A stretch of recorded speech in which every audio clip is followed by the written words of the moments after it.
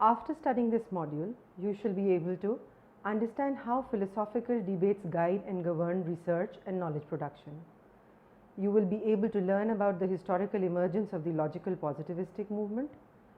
You will be able to identify the influence of logical positivism in psychological research.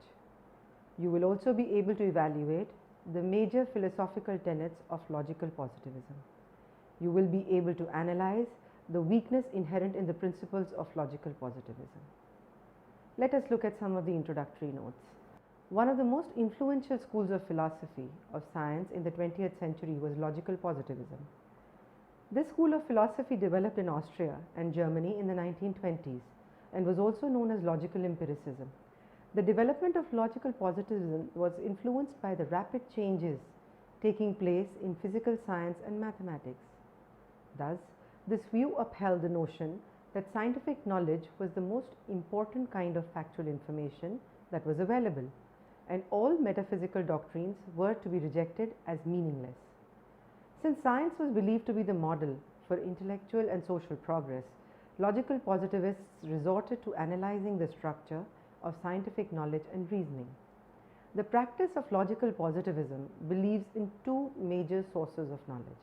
One being logical reasoning, the other being empirical experience.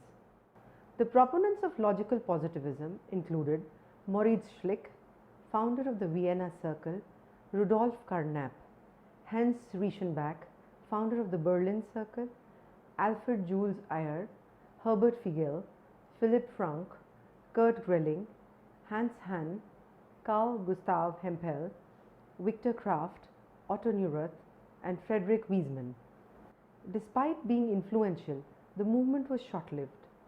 Many philosophers and scientists today believe that logical positivism has left an indelible mark on the philosophy of science.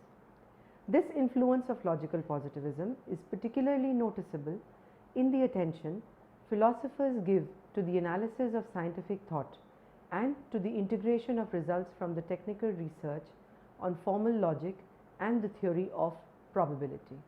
To better understand these developments, let's revisit the movement. Let's go through the historical background. The philosophy of logical positivism did not emerge in isolation. The questions and the issues which had been raised by this circle of philosophers were no different from those raised previously at different times. This section focuses on the forces that influence the development of logical positivism to a great extent. Let us look at the classical empiricism. Logical positivism borrowed itself from the 18th century classical empiricism, which postulated that all knowledge can be gained only through the senses. This position was opposite of the rationalist position, which stated that knowledge can be gained through the use of reason. One of the key figures of classical empiricism was John Locke, 1632 to 1704. Locke proposed that everything is learned and nothing is innate. It is through experiencing and learning that the mind is furbished. The mind of a newborn child is, according to Locke, a tabula rasa, or an empty slate, and it is by experiencing the world through his or her senses that he or she develops ideas which become the source of all knowledge. Hence, the empiricist philosophers, therefore, strongly upheld that only sensory data could be treated as evidence, which is verifiable in nature, instead of the metaphysical propositions favored by the rationalists. Other empiricists like David Hume, 1711 to 1776, Thomas Hobbes, 1588 to 1679, and Francis Bacon, 1561 to 1626, also emphasized on the observable consequences of actions. Additionally, few American pragmatists like C.S. Peirce, 1839 to 1914, William James, 1842 to 1910, and John Dewey, 1859 to 1962, also served as inspirational influence for the logical positivists. Positivism. Logical positivism combined developments in empiricism and pragmatism with the existing positivist tradition, whose primary propagator was the French philosopher Auguste Comte. Comte's ideas influenced both sciences, natural as well as social. The positivist approach believed that the society functions in similar manner as the physical world, since the basic principles and general laws are applicable in both. In physics, the French mathematician as well as a philosopher Jules Henry Poincare (1854 to 1912) applied the positivist ideas so as to construct a mechanism for comprehending and measuring human sensations and perceptions in terms of basic physical concepts. Ernst Mach (1838 to 1916), an Austrian physicist, took a similar view. He proposed that the laws of physics were synonymous to the laws of all other sciences, including natural sciences, and were just a shorthand summary of the numerous relationships which exist between the experiences of different observers. Russell's mathematical logic.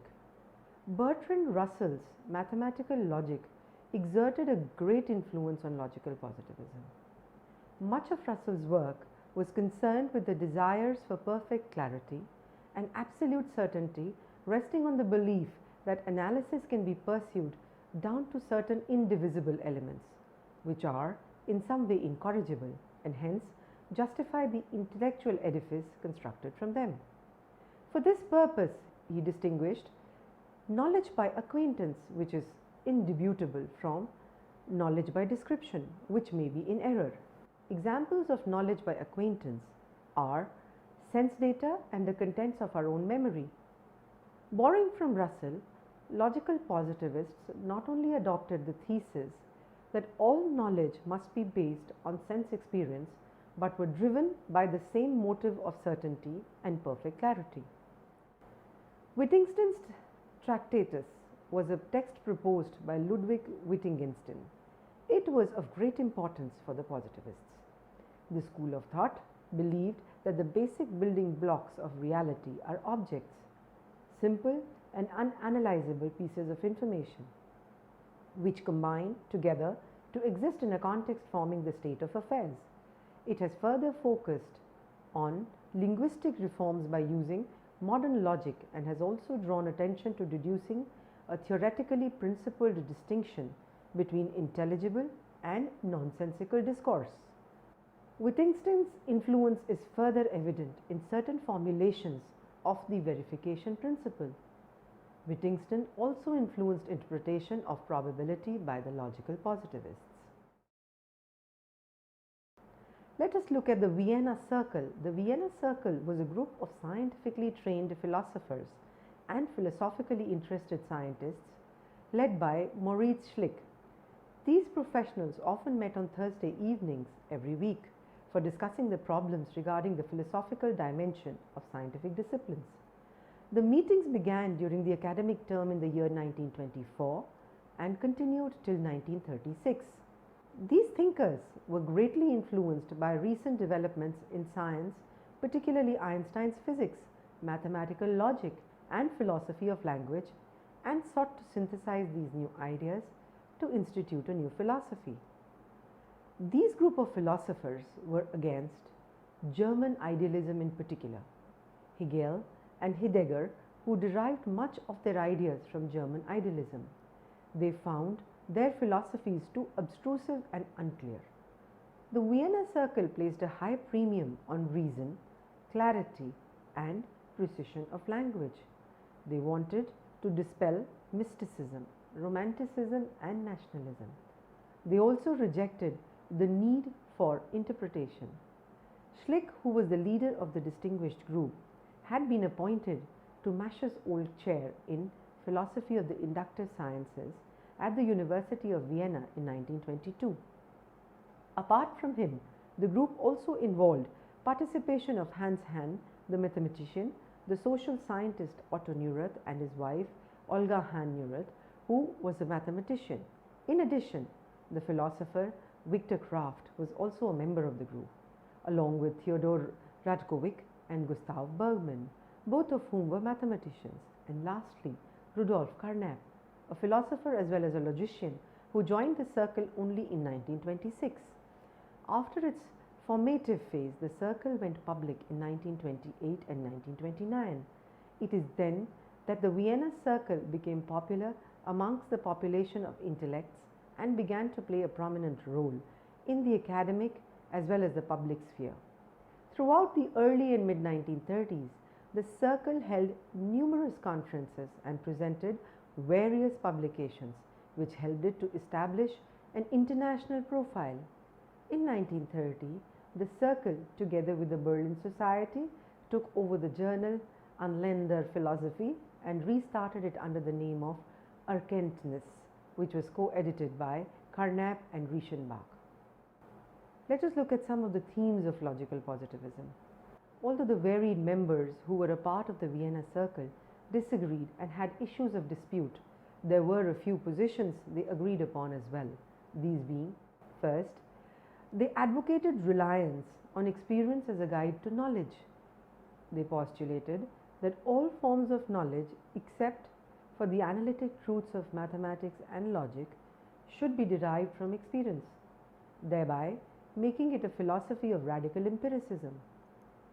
Second, they rejected metaphysical claims, that is, the claims that could not be verified by appealing to the given facts and evidence, literally the data, experience. In this sense, they were positivistic in their approach. Third, they hailed the methods of physics as truly scientific and the only way to true knowledge. Thus, they propagated the use of methods like observation, experimentation that were used by physicists to learn more about the world. Finally, they emphasized on the importance of logical constructions, since these constructions relate the basic forms of data in the form of sensations, measurements, etc., to the higher order objects which are ingrained in scientific theories like atoms, waves, energy, etc. The main philosophical tenets of logical positivism are the verifiability principle.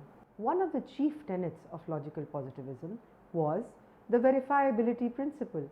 According to this principle, the meaning of a sentence depends upon its method of verification. They ask the question, how do words get meaning? Whereas Plato conceived of a realm of ideal forms from which meaning is received. The logical positivists held the view that meaning of a sentence is the means by which we verify it. In other words, its meaning encompasses the measurements one would make to determine its truth or falsity. As Schlick observed, the criterion of the truth or falsity of the proposition then lies in the fact that under definite conditions given in the definition, certain data are present or not present. If this is determined, then everything asserted by the proposition is determined and I know its meaning. For instance, let us consider the proposition which states that temperature of a certain volume of water is 90 degrees Celsius. What is the meaning of this statement? The answer from a logical positivist orientation would be that if a thermometer is immersed in the water, then the reading will show 90 degrees Celsius. Still, reading a thermometer will provide a vague and incomplete description. For a more precise description, the Celsius thermometer should be immersed in the water, the reading should be allowed to stabilize, and then the observation should be made, which may indicate that the reading is opposite the 90 mark. This is still somewhat far from sense data. However, so a further explication might be when the meniscus of the mercury column stops moving, it is closer to the line marked 90 than to the lines marked 89 or 91. In general, it can be said that all meaningful statements of fact are measurable, and these measurements are eventually dependent on one's perception, such as judging which mark on a dial is the closest to a pointer. As can be easily inferred from the above example, that for a logical positivist, any statements that are not verifiable are not meaningful, which implies a rejection of all metaphysics. Indeed, they dispelled the need for metaphysics and focused on what was available for observation. Let us look at some sources of knowledge. According to logical positivism, there are two main sources of knowledge. One being logical reasoning and the other being empirical experience. The former is analytic a priori, while the latter is synthetic a posteriori. The fundamental thesis of logical positivism consisted in denying the possibility of synthetic a priori knowledge. To better understand the fundamental thesis, let us review analytic and synthetic statements. Consider the following examples. Statement 1. All bachelors are unmarried men. Statement 2. Many bachelors are doctors. The first statement we know is true by virtue of the definition of the terms. We know that bachelors mean unmarried men. Here, the predictable adds nothing to the subject. Such statements whose truths seem to be knowable by knowing the meanings of the constituent words are analytic statements. The truth or the falsity of the second statement is dependent on empirical verification. Notice here that the predicate "are doctors" adds something to the subject "many bachelors." Such statements whose truth is knowable by both knowing the meanings of the words and something about the world are synthetic statements. A priori and a posteriori. A priori is Latin for "from the earlier," and Kant used it to refer to these objects of our knowledge that are known outside of our experience. In other words, their justification does not rely on experience. Example, all unicorns have horns. A posteriori is Latin from the later and refers to those aspects of our knowledge that are known through experience. Example, all crows are black. These distinctions have been discussed by Kant in the Critique of Pure Reason 1781. Kant believed that synthetic a priori can exist, that is to say, that something whose justification does not rely on experience but which can be empirically verified. For example, the axiom 8 plus 5 is equal to 13, according to Kant, is an a priori but at the same time synthetic, since it can be verified empirically, and because the concept of 13, the predicate, is not contained in the concepts of 8 and 5, the subject. The statement is synthetic. However, with the developments in the logic by Frege and Russell, indicated that statements in arithmetic can be considered analytic a priori rather than synthetic a priori, and created a distinction between logical analysis and empirical investigation. Influenced by the work of Russell and Frege, the logical positivists denied the possibility of synthetic a priori statements. Let us look at reductionism and the unity of science. The logical positivists heralded physics as the highest science and believed that all knowledge could be reformulated in terms of the language of physics. In other words, propositions expressed in biological terms could be restated in physical terms. In this manner, all knowledge could be reduced to physics. The thesis of physicalism emphasized that the language of physics is a universal language of science. That is to say, that every language of any subdomain of science can be equivalently translated into the physical language. From this, it follows that science is a unitary system within which there are no fundamentally diverse object domains and consequently no gulf, for example, between natural and psychological sciences. This is the thesis of the unity of science. The proponents of logical positivism were not able to follow this principle, but their belief to explain phenomena in physical terms and to accept the methodology of physics as the standard of real science is still widely accepted in the scientific field. Let us now look at some of the limitations or the criticisms that have been leveled at the logical positivism. By the end of 1930s, the logical positivist movement had started to break down and was drawing towards its end.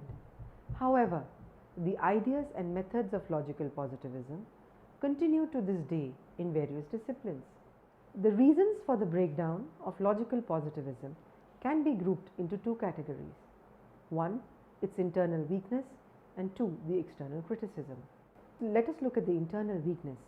One of the foremost criticisms was that logical positivism rendered certain forms of languages like poetry, ethics, and theology meaningless, for they are untestable. Even though this problem did not bother them, it created contradictions and inconsistencies for their model. Consider the following example. Water is blue and God is good is testable under the rules of logic. If A is false, then A and B must be false. While part of this statement is meaningless, another part is verifiable, but it makes for a tricky position to occupy. They tried but failed to solve this contradiction.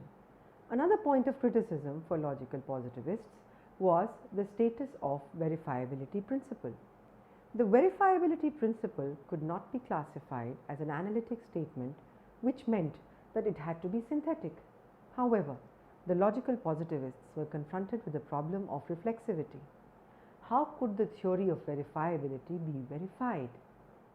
Even the distinctions that the logical positivists based their theory on were not empirically testable. For instance, one may ask whether there is a scientific way to make sense of the analytic-synthetic distinction. In fact, the distinction between analytic and synthetic propositions can collapse with the revision of the analytic statements in the light of new experiences. For example, parallel lines do not intersect is an analytic statement. However, with the discovery of black holes, we know that space warps make it possible for parallel lines to intersect. A final problem with the verifiability principle was to do with its application itself. The application of this principle would suggest that no scientific law is meaningful. For example, it can be verified that Socrates is mortal, that Plato is mortal, and that Aristotle is mortal. However, it is not possible to verify the statement that all people are mortal. This is because an infinite number of cases would have to be observed in order to verify this position. Scientific laws are applicable to an infinite number of situations, and since it is not possible to verify innumerable cases, they remain strictly unverifiable. Let us now look at the external criticism. Queen, 1908 to 2000, in his seminal paper, The Two Dogmas of Empiricism, 1951, stated that testing and meaning are holistic in nature. That is to say, when testing one idea or hypothesis, we test other related ideas as well as any other time we get a result that is not anticipated. The problem may lie with one of the assumed or related ideas and not necessarily with the hypothesis being tested. If testing an idea means testing other statements associated with it, then we also subject the analytic statements to testing, which contradicts the very supposition that analytic statements are immune from testing. Karl Popper, 1902 to 1994, like the logical positivists, was concerned with the problem of demarcation. He said that the question of meaning were of little or no relative importance. Instead, a demarcation was required in the theories and the methods of testing them. In other words, Popper proposed the distinction between science and pseudoscience on the basis of falsifiability. Popper believed that scientific theories could not be proved to be true because of the theory of induction. He thought that the logical positivists were on an incorrect path and that the thing that marked out science was its potential to be falsified. While it is the case that no finite number of observations can ever prove the truth of a universal scientific theory, logically only one case is required to contradict a theory's universal assertion in order for it to be falsifiable or refuted. What is distinctive about the scientific theories is that not only that they can be proved true, but they are testable and therefore falsifiable. Among others, Thomas Kuhn's 1922-1996 celebrated work, The Structure of Scientific Revolutions in 1962, gave a final blow to logical positivism by attacking the premise that observation is a secure base for scientific knowledge. He argued that observations are influenced by the very paradigm the observer works with and that it cannot decide between competing theories. Elaborating Hansen's concept of theory of ladenness, Kuhn stated that observers do not make identical observations because what they see depends on what they know or what they believe.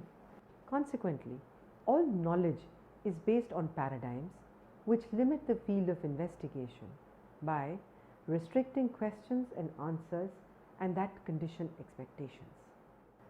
Logical positivism and its connect with psychology. Much of the 19th century research in psychology was dominated by logical positivism.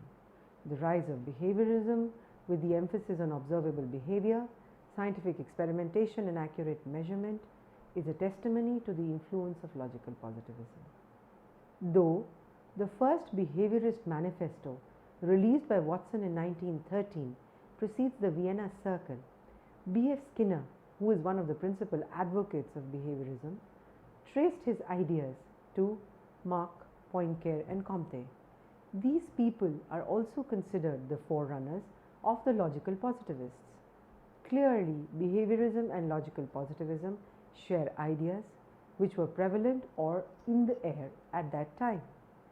Logical positivism believed in theorizing while maintaining objectivity and thus led to the emergence of more complex forms of behaviorism.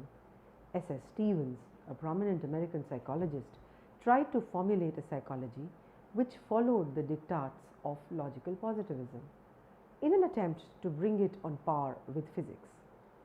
With the growth of logical positivism, operationism grew rapidly and was established within the discipline of psychology immediately. Operational definitions began to be used for converting theoretical terms such as drive, learning, anxiety, and intelligence into empirical events. These terms were thus stripped of their metaphysical connotations by being operationally defined. This approach was in line with psychology's new emphasis on the observable behavior. For example, learning could be operationally defined as being able to make n number of successive correct turns in a T-maze, and anxiety and intelligence could be operationally defined as scores on their respective tests. Such definitions were entirely based on publicly observable behavior. They had no excess mentalistic meaning. Most psychologists soon agreed with the logical positivists that unless a concept can be operationally defined, it is scientifically meaningless. Neo-behaviorism resulted when behaviorism was combined with logical positivism. Logical positivism paved the way for various forms of behaviorism: objectivity in data collection, an agreement about specific modes of objectivism, and about the theoretical implications of objective data. Now let's summarize. Logical positivism is a school of philosophy born in 1920s in Austria and Germany, when a group of scientists, philosophers and mathematicians came together to formulate a science which was certain and clear. Its main assertion was that only statements that could be verified empirically were genuine. Logical positivists denied the soundness of metaphysics and traditional philosophy and went on to assert that many philosophical problems were indeed meaningless. According to logical positivism, there are only two sources of knowledge: logical reasoning and the other one being empirical experience. The verifiability principle was the cornerstone of their philosophy, along with the goals of reductionism and unification of all sciences. The inherent contradictions in the verifiability principle and the critique of their assumptions by other philosophers led to the fall of logical positivism. Logical positivism influenced all disciplines, including psychology. The rise of behaviorism and logical positivism boosted new forms of research and theorization in the discipline of psychology. The impact of logical positivism continues to exist even till today. A number of their ideas have been assimilated by other philosophies or research methodologies.